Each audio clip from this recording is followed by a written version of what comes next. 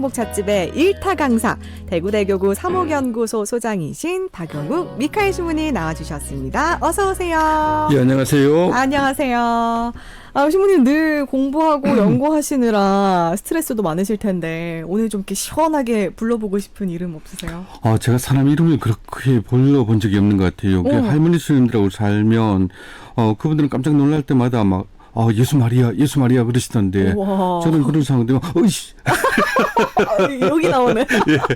여기까지는 안 갔습니다. 어이까지지. 예. 솔직하시네요. 동기 신부님들 말고는 이름 불러본 사람이 잘 없는 것 같아요. 그렇죠. 예.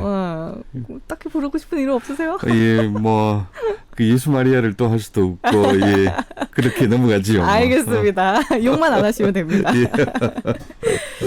오늘은 우리 시노드, 신앙의 신호등 외치는 날인데요. 드디어 최종 문서를 제1부부터 본격적으로 살펴보려고 합니다. 제1부 제목이 시노달레타스의 심장이죠. 예. 되게 영화 제목처럼 멋지긴 한데 무슨 내용인지 금방 이해하기는 어렵더라고요. 사실 그 일부가 말이죠. 그 제목뿐만 아니라 내용도 이 전체 문서 중에서 가장 이해하기 어려운 부분입니다. 네. 신학적으로 아주 깊은 내용이고, 그래서 이제 설명도 쉽지 않고, 그 안에는 이제 깊이 묵상해보고 직접 체험해봐야 깨달을 수 있는 내용들도 있어서, 어떻게 설명드릴까, 저도 이제 많이 고민도 하고, 또 우리 애청자들도 문서만 읽고는 참 알아듣기가 힘들지 않을까, 그런 걱정도 있습니다. 네. 이 최종 문서 제1부의 그 영문 제목은, 원래 제목은 The Heart of Synodality였습니다. 똑같네요. 예, 시노달리티의 심장이라고 번역을 했는데요. 근데 여기서 하트가 핵심, 중심이라는 뜻을 함께 갖고 있죠. 그러니까 이제 제1부는 시노달리타스의 핵심, 그 중심, 이런 제목을 갖고 있다 볼 수 있겠는데, 네. 그래서 이제 최종문서 전체 내용을 비추고 그 영감을 주는 아주 신학적이고 영성적인 토대를 서술하고 있습니다. 그래서 그 안에는 전 세계 신앙인들이 교회를 근본적으로 어떻게 이해하고 있는지, 왜 교회가 신앙생활에서 그렇게 중요한 것인지 전 세계 신앙인들이 함께 대화하고 경청하고 식별한 결과, 요걸 이제 압축해 놓고 있죠. 네, 왜 교회가 중요하냐. 네. 안 그래도 우리 시노드 방송 첫날부터 교회에 대해서 계속 말씀해 주셨잖아요. 네. 근데 엄밀히 따지면 신앙생활은 교회가 아니라 하느님을 믿고 따르는 일인데, 하느님을 믿는 거랑 교회는 무슨 관계일까요? 예, 요즘 제가 비슷한 질문들을 많이 받고 있는데요. 이제 교회에서 그 신앙생활을 하면서 겪게 되는 어려움들이 있죠. 먼저 그냥 혼자 기도하고 조용한 시간 가지고 좋은 말씀을 읽거나 듣는 것, 이런 거 즐기시는 분들이 있어요. 네. 이런 분들 가운데 본당에서 사람들과 어울리는 것 자체가 이제 힘든 분이 계십니다. 사람들과 어울리는 자체가 좀 힘들고 그런 네. 분들요. 그런 분들은 이제 교회라는 말을 들을 때 부담을 느끼시죠. 또 그런 부담감을 극복하고 본당에서 사람들과 어울리게 된다 해도 또 다른 어려움이 있을 수 있습니다. 성당에서 느끼는 거룩한 분위기까지는 좋은데, 네. 또 성사를 통해서 힘을 얻는 것까지는 좋은데, 공동체 안에서 갈등을 경험하거나 억울하고 황당한 일을 당하는 경우도 있죠. 네. 또 교회에서 만나는 사람들이 실망시키는 일도 있습니다. 그렇죠. 멀리서 볼 때는 참 좋아 보이는데 가까이서 보니까 흠집이 확 드러나는 그런 경우들. 네. 그런 경험을 통해서 신앙생활은 이렇게 그냥 적당히 거리를 좀 두고 지내는 게 좋은 것이다. 너무 가까이 가거나 너무 열심히 하면 역효과가 난다. 이렇게 생각하실 수 있습니다. 네, 우리 행복가족들 지금 고개를 끄덕끄덕하는 소리가 들리는 것 같아요. 네, 맞죠. 예, 이제 그런 경험들이 쌓이다 보면 신앙생활과 교회 생활을 따로 떼서 보고 싶은 생각이 현실적으로 충분히 이해가 가는 내용인데요. 네. 그런 면에서 이제 인도의 마하트마 간디, 그 비폭력을 이끌었던 인도의 지도자 마하트마 간디가 이런 얘기를 했답니다. 이런 말 했다는 증거는 사실은 없는데, 뭐라고 했나 하면, 나는 그리스도를 좋아합니다. 하지만 그리스도인들은 싫어합니다. 당신들 그리스도인들이 그리스도와 너무 다르기 때문입니다. 라는 말이죠. 네. 이 말처럼 하느님을 믿고 따르고 받아들이는 것은 좋은데 교회에 대해서는 그다지 마음이 안 가는 분들이 많이 있어요. 그런데 이런 문제는 결국 우리가 교회에 대해서 몇 가지 오해를 하기 때문이 아닐까. 그래서 생겨나는 게 아닐까. 네. 이렇게 이제 생각을 합니다. 교회에 대한 오해 예. 어떤 것들이 있을까요? 첫째로 교회라면 내가 이름은 올려놓았지만 나와는 사실 별 상관없는 단체다. 이렇게 생각하는 분들 계세요. 내가 먹고 살기도 바쁜데 내가 소속된 본당이 잘 되면 좋겠지만 뭐 사람들 빠져나가고 뭐 성당이 기울고 그렇게 잘 안 된다 하더라도 그게 나의 문제는 아니다라고 생각하시는 경우들이 있죠. 난 그냥 미사만 드리고 오면 되니까. 네. 뭐 영 마음에 안 들면 또 딴 데 가도 되는 거고. 또 둘째로 이제 신부님들이나 수녀님들 같은 좀 특별한 삶을 선택한 분들이 교회에 제대로 소속된 분들이고 나는 그저 저 교회에 한 번씩 다녀가는 손님이다. 이렇게 생각하는 경우도 있습니다. 네. 이렇게 손님의 입장, 뭐 조금 달리 말하면 고객의 입장이 돼버리면요. 교회는 종교 서비스를 제공하는 여러 가지 기관이나 단체 가운데 하나가 되죠. 네. 손님 입장에서는 비슷한 단체 중에서 취향에 맞는 곳을 선택해서 다니면 될 뿐이잖아요. 네. 우리가 뭐 취미생활로 운동을 뭐 하거나 악기를 연주한다 이러면 처음에 그 운동이나 악기를 배우던 곳에 평생 매여 있을 필요는 없죠. 그렇죠. 뭐 내가 만족감을 느낄 만큼 다녀보다가 시들해지면 그냥 그만두면 되고 맞아. 아니면 더 나은 곳으로 가면 됩니다. 네네. 그래서 이런 이제 오해들이 왜 나올까? 그 뿌리에는 교회를 우리 눈에 보이는 어떤 조직 아니면 성직자들이 뼈대를 이루는 교계 제도 이렇게 축소해서 생각하기 때문에 일어나는 것이 아닐까 싶습니다. 그런데 교회는 결코 눈에 보이는 건물이나 단체, 제도로 축소할 수가 없는 것이죠. 네. 그러면 도대체 교회가 무엇이냐? 이 물음에 제1부 시노다 리타스의 심장에서 전 세계 신앙인들이 함께 대화하고 식별한 내용들이 들어 있습니다. 그렇군요. 근데 이게 교회를 별로 이렇게 중요하지 않게 여기는 게 안타깝기도 하면서도 네. 한편으로는 저도 평신도로서 이해도 되거든요. 네. 이 평신도들은 가정과 세상에서 해야 할 일도 많고 또 신부님 수녀님들처럼 성당에서 살 수 있는 것도 아닌데 현실적으로 모든 신앙인들이 다 교회 생활에 적극적으로 참여할 수는 없지 않을까요? 맞습니다. 그럴 수도 없고 또 중요한 것은 그렇게 해서도 안 되죠. 누구나 다 성당에만 머물러 있으면 뭐 흔히 하는 말로 소는 누가 키우겠습니까? 그죠? 소는 누가 키우냐고요. 각자가 다양한 방식으로 자기 삶을 꾸려가는 게 당연한 일이고 그게 또 세상 속에 살아가는 방법이죠. 네. 하지만 신앙인들은 그런 다양한 삶 속에서 한 가지 근본적인 자기 정체성이랄까요? 신자로서의 본질을 지켜나갑니다. 어디서 어떤 일을 하면서 살든지 간에 나는 누구인가라는 질문에 우리 신앙인들은 같은 답을 공유하는데 그 답은 하느님의 자녀. 여기서부터 우리가 모든 것들을 이제 풀어나가는 거지요. 네. 그런데 우리가 믿는 그 하느님, 우리가 자녀라면 우리의 아버지가 되시는 그 하느님은 어떤 분이신가? 교회는 줄곧 이 물음에 우리가 믿는 하느님은 성부와 성자와 성령 삼위일체 하느님이시라고 고백해 왔습니다. 그래서 최종문서 16항에는요. 모든 그리스도교 생활은 우리 안에 믿음과 희망과 사랑의 역동성을 불어넣어 주시는 삼위일체 신비 안에 그 원천과 지평이 있다. 이렇게 말하고 있습니다. 네. 그러니까 우리는 삼위일체 하느님을 믿는 삼위일체 하느님의 자녀들이고 또 그 삼위일체이신 하느님을 믿기 때문에 내 삶 한가운데 중심에 그 신비를 두고 산다는 것이죠. 교회 봉사에 적극적으로 참여하지는 못해도 이런 신앙인으로서의 정체성은 지켜나가야 한다는 그렇죠. 거죠. 그 말씀은 이해가 되는데 네. 근데 이 삼위일체의 신비 이거는 좀 어려운데요. 이렇게 좀 제가 이제 좀 부도수표를 내는 느낌이 있는데 네. 분명히 쉽게 설명한다 했는데 그죠? 자꾸 이제 어려워지는 것 같습니다. 그죠? 사실 삼위일체 신비라고 할 때 이 신비라는 말은 우리말로 우리 머리로 다 이해할 수 없다는 뜻이잖아요. 네. 그래 당연히 어려울 수밖에 없죠. 이 부분은. 네. 그래서 우리가 평생 조금씩 더 깨닫고 터득해 가는 것입니다. 그 어떤 분들은 그래요. 신앙생활 왜 그래 어려워요? 왜 그렇게 오래 생각해야 돼요? 그런데 이게 사람을 만날 때도 사실은 마찬가지인 측면이 있습니다. 내 삶에 정말 중요한 분이 계시다면 정말 중요한 사람이 있다면 그 사람은 한마디로 이런 사람이야. 이렇게 단정 짓고 나는 그 사람 다 알아. 이렇게 할 수가 없는 거잖아요. 그렇죠. 예를 들어서 우리 부모님만 해도 평생 우리가 살아가면서 부모님은 나한테 이런 분이셨구나. 그때 그 말씀하신 게 이런 뜻이었구나. 이런 것들을 네. 계속해서 새롭게 깨달아 가지요. 네. 계속해서 재발견하는 그런 과정입니다. 살아가면서 예. 일하는 거군요. 그러니까 하느님의 자녀로서 하느님이 이런 분이시구나 하는 것도 계속해서 새롭게 발견하고 깨닫게 되는 것이죠. 그런데 그 하느님을 고백하는 신앙의 핵심으로 왜 우리가 삼위일체를 강조하고 있는가? 네. 왜 그것을 고백하는가? 이걸 또 이제 생각해 볼 필요가 있겠습니다. 지난번 삼위일체 대축일에 설명드렸듯이요. 삼위일체 신비를 설명하는 방법들이 여럿 있는데 그중에서 아우구스티누스 성인의 방법 혹시 생각나실까 모르겠어요. 기억납니다. 좀 감동적이어가지고. 다행입니다. 사랑. 예. 아우구스티누스 성인은 삼일체의 신비를 사랑으로 설명하셨죠. 사랑을 한다 하면 사랑 안에는 언제나 사랑을 주는 쪽이 있고 또 받는 쪽도 있고 그리고 사랑 그 자체가 있어야 된다라고 설명을 했습니다. 사랑을 주는 쪽만 있고 받을 대상이 없으면 그건 사랑이 아니고요.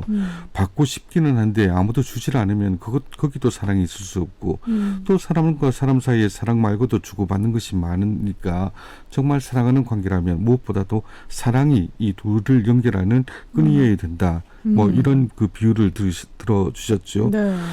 그처럼 우리 하느님은 사랑이시다. 삼위일체시다라고 얘기하는 것은 사랑을 끝까지 주시는 하느님 아버지와 그 사랑을 목숨을 바치기까지 믿으셨던 성자 예수 그리스도와 성부와 성자를 잇는 사랑 그 자체이신 성령을 믿는다는 고백인 것이죠. 네. 그러니까 하느님을 삼위일체이시다라고 말하는 것은 달리 말하면 하느님은 사랑이시다라고 말하는 것이고요. 네. 우리가 바로 그 사랑이신 하느님의 자녀라고 믿는 게 우리 믿음의 근본인 것이죠.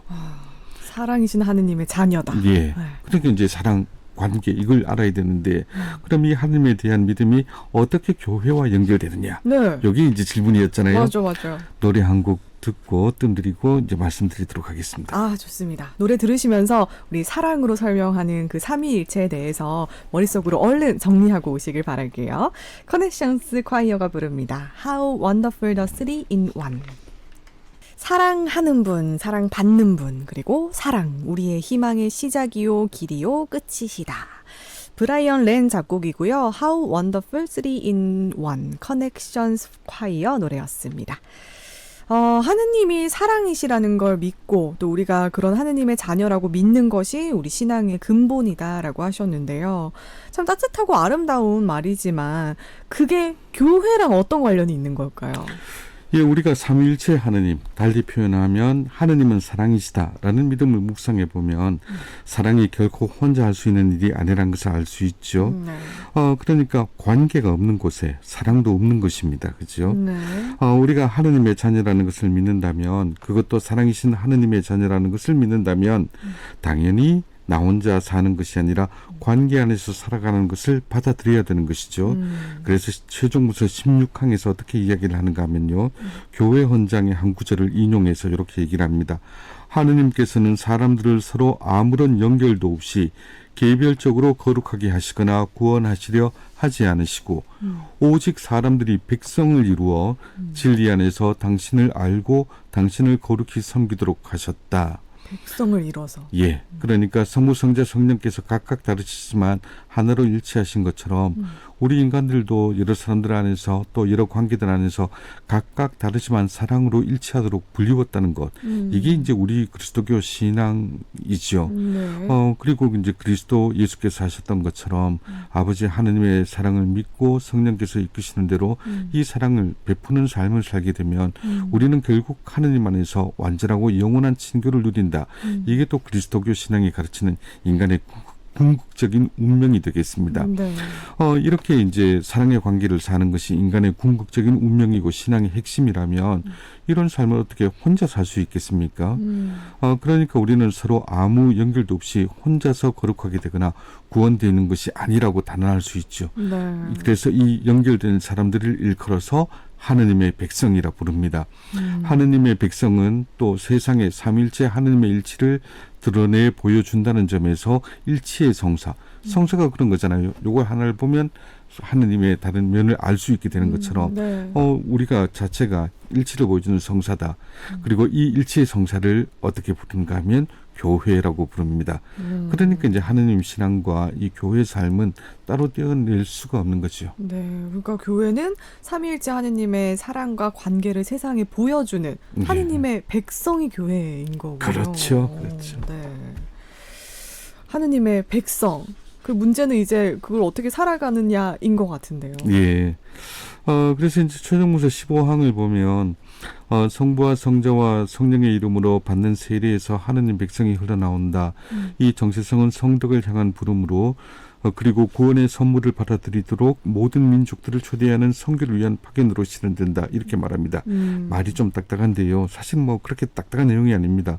우리 신앙의 시작은 삼위일체 하느님의 사랑을 믿는다고 고백하면서 그분의 자녀로 다시 태어나는 것, 바로 세례죠. 세례에서 시작해서 하느님 그리고 모든 이들과 이 사랑의 관계 안에 일치하는 데서 완성된다는 것입니다. 그래서 신앙생활은 혼자 할 수 없고 하느님 백성으로서 다시 말해서 교회 안에서 이루어져야 된다는 것이죠. 세상 사람들이 하느님 백성의 사랑의 관계를 보면서 와 정말 하느님 계시구나, 하느님은 사랑이시구나 이런 것을 알고 또 하느님의 초대를 함께 받아들일 수 있도록 말이죠. 네. 이것을 최종문서 20항에서 이렇게 표현합니다. 교회는 인류 가족의 유대와 관계와 형제의 효과적인 누르기들하는 은사와 칭호를 그리스도께 받아 인류 여정의 의미와 목적을 세상에 증언한다. 그럼 우리가 곧 교회이고 교회로서 살아간다는 것은 이렇게 관계를 맺으면서 사랑의 관계가 이런 것이다라고 보여주는 거라는 말씀이군요. 예. 오늘 우리 너튜브에서 이렇게 썸네일 보고 이렇게 혼자 기도하면 되지 꼭 같이 활동해야 하냐 뭐 이런 제목 보시고 아 맞아 하면서 들어오신 분들이 지금 이렇게 빼도 박도 못하고 예. 이제 확실하게 확정을 받으셨어요. 어떡해요. 같이 봅시다. 같이. 네. 예.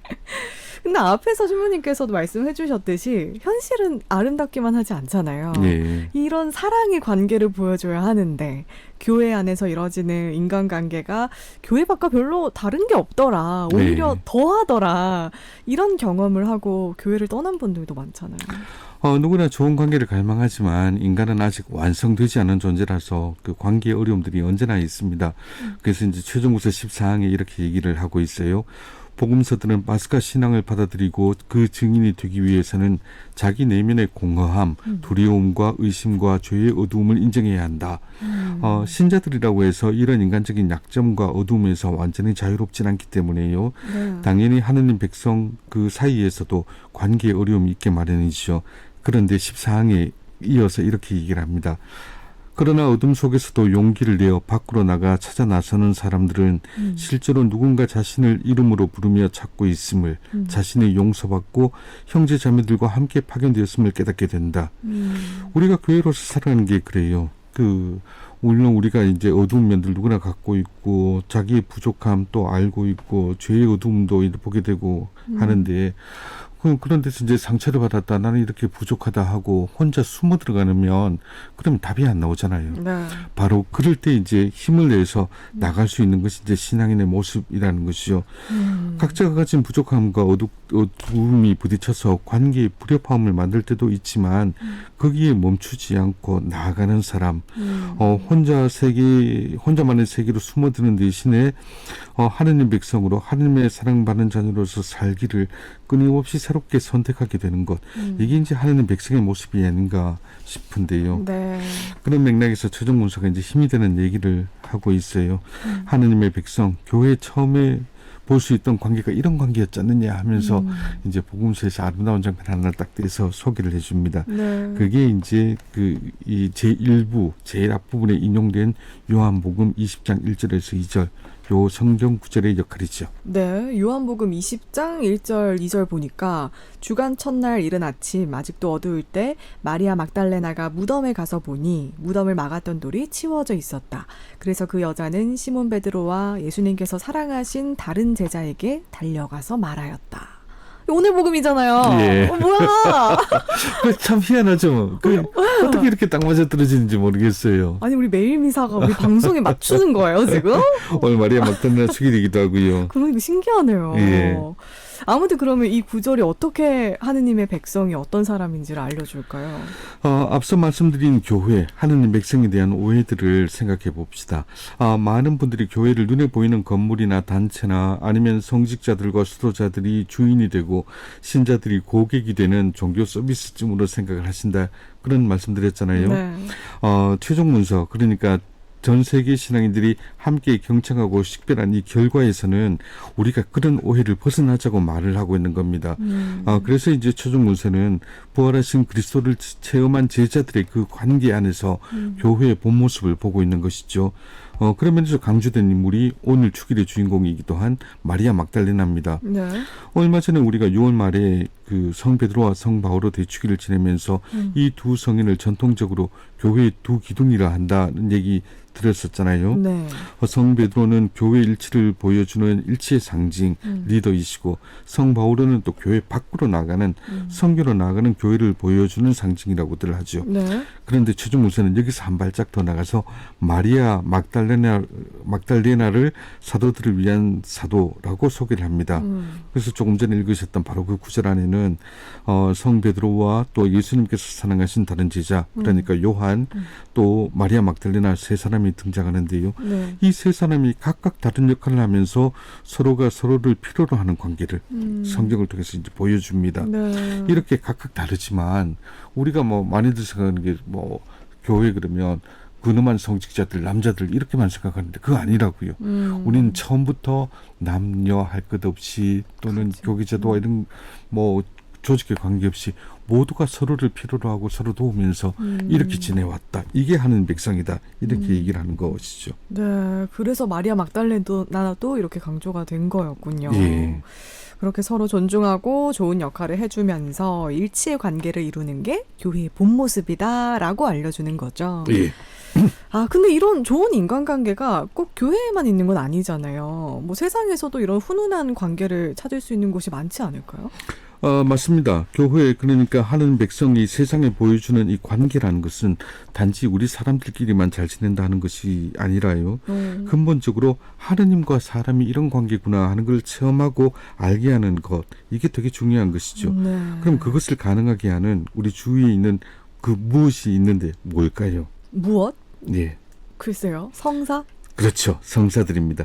특별히 인문성사, 그러니까 세례와 견진과 성세성사를 통해서 우리는 우리가 하느님과 이렇게 관계를 맺고 있는 거구나, 또 이웃과는 어떤 형제자매 관계에 있구나, 이런 것들을 체험하고 알게 됩니다. 네. 오늘은 시간 관계상 뭐 정리를 슬슬 해야 되는데 다음 시간에는 이 성사와 교회가 또 어떻게 연결되는지 여기에 대해서 최종 문서 내용을 알려드리고 이것이 오늘날 우리 현실에 또 어떻게 적용될 수 있는지 또 함께 알아보려고 합니다. 네. 우리 현실 속에서의 역할 다음 시간 예고도 해주셨습니다. 그럼 끝으로 더 해주실 말씀 있으실까요? 레오 교황님께서 지금 이제 인도네시아 자카르타에서 열리고 있는 그 아시아 주교회의 총회가 있어요. 여기에 아시아의 주교님들께 서한을 보내주셨는데요. 네. 그 서한에서 어떤 얘기를 하시나 하면 바벨탑을 쌓는 건축가가 아니라 친교의 건축가가 되십시오. 와. 이런 메시지를 주셨어요. 저는 이 말씀이 주교님들뿐만 아니라 세례받은 우리 모두에게 필요한 말씀이다. 이렇게 생각을 합니다. 우리가 신앙인으로서 세상에 해야 될 일은 눈에 보이는 업적을 쌓고 우리가 성과를 이만큼 이루고 뭔가 성공을 했다. 이런 것보다 친교, 그러니까 관계를 이루는 사람이라는 뜻이죠. 네.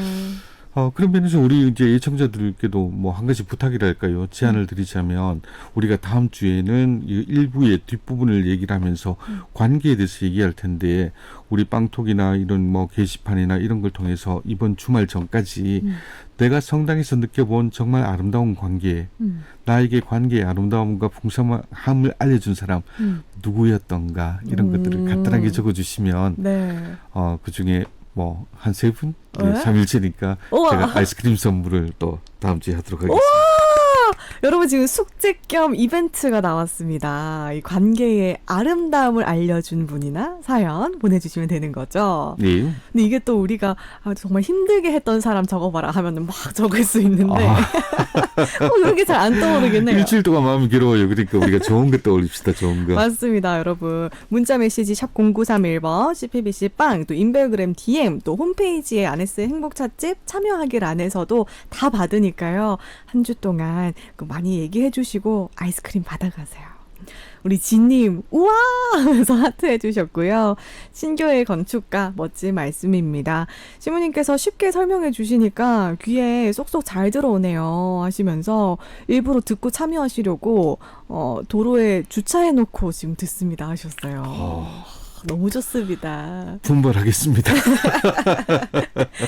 이렇게 애청해 주시니 감사드리고, 또 배고프다님도 사랑으로 생각하니까 삼위일체가 쉽게 이해되네요. 너무 좋습니다 하셨고요. 또 2887님 시노드 최종 문서 책 샀습니다. 내용이 어려웠는데 신부님 설명 들으면서 한 챕터씩 읽어가면 되겠어요. 감사합니다 하셨고, 네. 또 3060님 방송 괜히 들었어요. 모른 척 편하게 살걸. 진짜 빼도 박도 못하겠네요. 크크 하셨습니다. 그러니까요. 기쁘게 즐기시면 좋겠어요. 네. 참 물론 관계 속에서 우리가 사랑하면서 사는 게 피곤하고 힘들긴 하지만 오늘 미카엘 신부님이 그게 신앙인이라고 해주셨으니까 하면서 또 노력해보시고 다음 주엔 또 새로운 핑계로 노력해보시고 그렇게 친교의 건축가가 되면 좋겠습니다. 우리 지금까지 신호등, 신앙의 신호등 박용욱 미카엘 신부님과 함께했고요. 저도 여기서 인사드리도록 하겠습니다. 우리 행복가족들 오늘도 내일도 행복하세요. 행복하세요.